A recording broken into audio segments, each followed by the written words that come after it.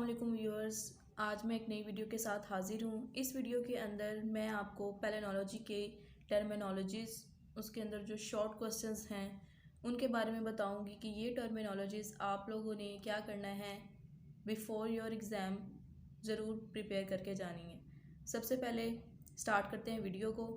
सबसे पहले जो कोर्स है आपका पेलेनोलॉजी का, उसकी आपको प्रॉपर डेफिनेशन वो आनी चाहिए, ठीक है। इसके अलावा इस सब्जेक्ट की हिस्ट्री वो आपको पता होना चाहिए कि किसने सबसे पहले ये टर्म कॉइन की थी, ठीक है। और पेलेनोलॉजी का जो नेम है वो सजेस्ट किसने किया था और इसका मीनिंग क्या है।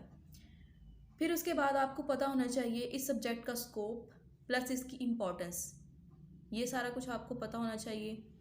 और ये प्रॉपर डेफिनेशंस आप लोगों ने करके जानी है पेलेनोलॉजी की भी, इसका स्कोप, इसकी एप्लीकेशंस विद नेम्स और इसकी जो इम्पोर्टेंस है प्लस एप्लीकेशंस वो भी अच्छी तरह करके जानी है।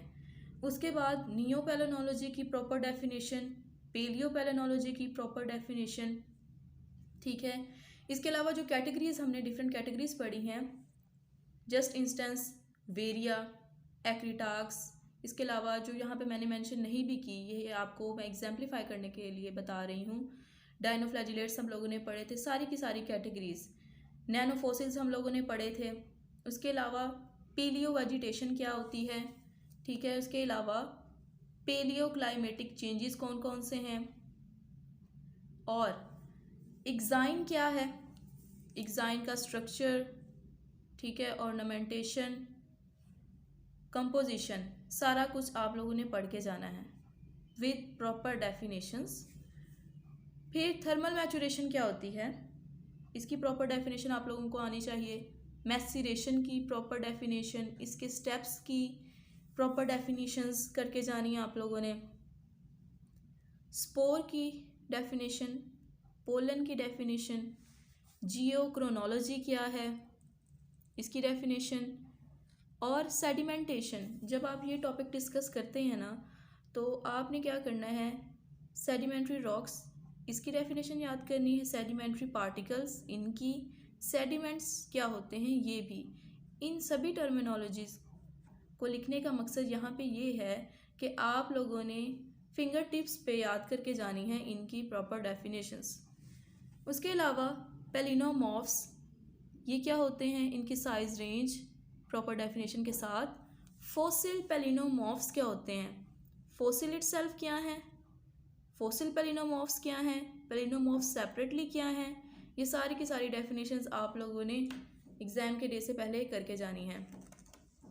तो नेक्स्ट है जी हमारे पास इसी तरह की टर्मिनोलॉजीज़, जिनमें सबसे पहले है हमारे पास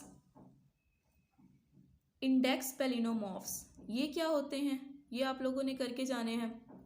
उसके बाद डेपोजिशन किसको कहते हैं, उसकी डेफिनेशन, पेलिनोडेब्रिस क्या है, पेलिनोफेशियस क्या है, और इनसे रिलेटेड और भी टर्मिनोलॉजीज़ जो कि हम लोगों ने कोर्स के अंदर पढ़ी हैं, जैसे कि पेलिनोबायोफेशियस, ठीक है, पेलिनोलिथोफेशियस, और भी इस तरह की जो भी टर्मिनोलॉजीज़ हैं सारी की सारी आप लोगों ने विद प्रॉपर डेफिनेशंस प्लस आप लोगों ने क्या करना है, एग्जाम्पल्स, वो भी आप लोगों ने साथ में करके जानी है, क्योंकि एग्जाम्पल्स का बहुत अच्छा इंप्रेशन होता है एग्जामिनर के ऊपर जब आप लोग पेपर अटैम्प्ट करते हुए उनको ऐड करते हैं।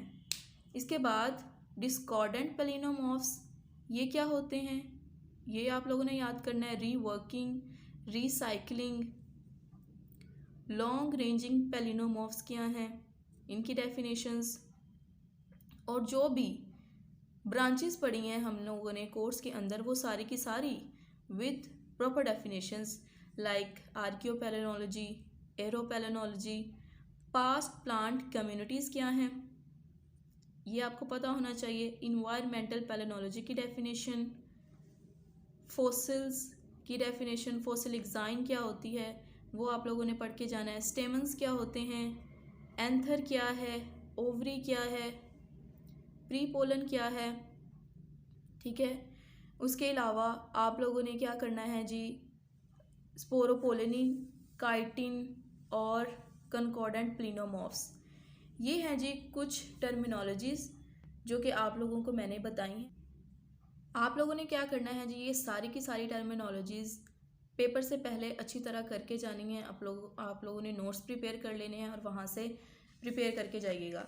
इसके अलावा कुछ और भी शॉर्ट क्वेश्चंस हैं, जैसे कि हमारे पास है प्रेशर ट्यूब टेक्निक, ये पास पेपर के अंदर पूछी जा चुकी है। हैवी लिक्विड सेपरेशन क्या है, ये आप लोगों ने करके जाना है। पोलन वॉल स्ट्रेटिफिकेशन क्या है। इसके अलावा एक मेजर पोर्शन मैंने पास पेपर्स के अंदर जब मैंने स्टडी की है तो मैंने देखा है डिफरेंसेस और डिस्टिंग्विशिंग वाले क्वेश्चन बहुत ज़्यादा पूछे गए हैं, चाहे वो स्पोर और पोलन का हो, ठीक है, एम्ब्रियोफिटिक या फिर क्रिप्टोस्पोर्स हों, स्पोरोपोलिन या फिर डायनोस्पोरिन का डिफरेंस हो, पेरिस्पोरियम या फिर एक्सोस्पोरियम का डिफरेंस हो, जोना या फिर सिंगुलम हो। और इसके अंदर सारे क्वेश्चंस के अंदर जहाँ पे भी आप लोगों को डायग्राम आती है, आप लोगों ने डायग्राम्स मस्ट ऐड करनी है। इसके अलावा जो हम लोगों ने ऑर्नामेंटेशंस पढ़ी थी, ठीक है, स्कल्पचरिंग पढ़ी थी हम लोगों ने, नेगेटिव और पॉजिटिव, उनके अंदर से हर दफ़ा कोई ना कोई क्वेश्चन ज़रूर आ जाता होता है, जैसे कि ग्रैनुलेट और पंक्टेट एक्साइन का डिफरेंस। इसके अंदर आप लोगों ने सारा कुछ लिखना है, डेफिनेशन, उसके अलावा साइज रेंज, माइक्रोस्कोप के अंदर किस तरह से नज़र आ रही होती हैं, वो सारा कुछ अच्छे से एक्सप्लेन करना, और जो शेप्स हैं वो आप लोगों ने करेक्टली ड्रॉ करनी है।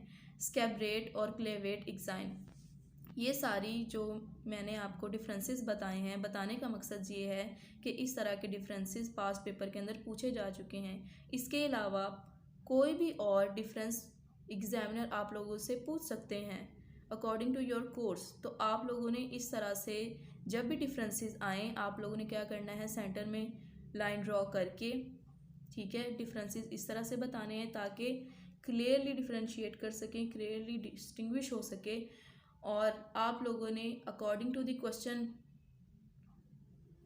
उसके अकॉर्डिंग आप लोगों ने पेपर अटैम्प्ट करना है, और डिवीजन ऑफ मार्क्स के अकॉर्डिंग आप लोगों ने क्वेश्चन को अटैम्प्ट करना है। इसके अलावा कुछ और शॉर्ट क्वेश्चंस भी हैं जो पास्ट पेपर्स के अंदर देखे जा चुके हैं। वो कौन कौन से हैं, जैसे कि जी शेल कोड के अंदर बहुत से क्वेश्चंस आते हैं, जैसे ये मोनोलीड स्पोर है, ये डाइयाड पोलन है या फिर टेट्राड पोलन है। इस तरह से PD4 को बता रहा है, टेट्राड है, ठीक है, PDY आ सकता है। कोई भी पोलन या फिर स्पोर की डिस्क्रिप्शन आपसे पूछी जा सकती है शॉर्ट क्वेश्चन के तौर पर शेल कोड में से।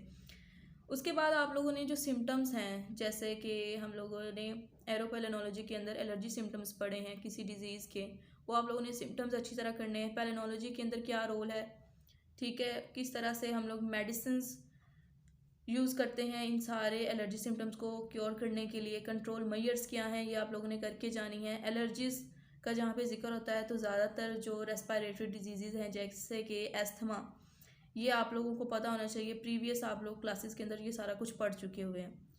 कंट्रोल मेजर्स मैंने आप लोगों को पहले ही बताए। और सोल्यूशन क्या होता है, पेलेनोलॉजी को यूज़ करते हुए हम किसी भी प्रॉब्लम का सोल्यूशन निकालते हैं, जैसे कि क्राइम ब्रांच के अंदर, क्रिमिनोलॉजी के अंदर, या फिर फोरेंसिक पेलेनोलॉजी के अंदर क्राइम सीन्स को सॉल्व करने के लिए। तो पेलेनोलॉजी की वहाँ पे बहुत ज़्यादा एप्लीकेशन है, वो सारी आप लोगों ने विद पॉइंट्स अच्छे से याद करके जानी है। और एग्जाइन का स्ट्रक्चर और चीज़ है, स्कल्पचर और चीज़ है। स्ट्रक्चर के अंदर उसकी सारी लेयर्स, ठीक है, और इसके अलावा स्कल्पचरिंग के अंदर जो हमने सारी ऑर्नामेंटेशंस पढ़ी हैं वो आएंगी। तो ये सारी चीज़ें आप लोगों ने शॉर्ट क्वेश्चंस के हवाले से या फिर लॉन्ग क्वेश्चन के हवाले से प्रिपेयर करके जानी है।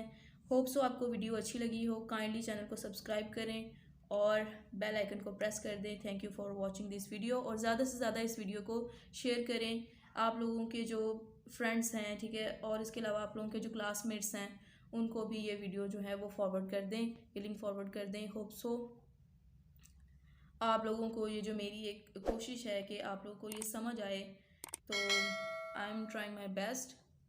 ओके जी, अल्लाह हाफिज़।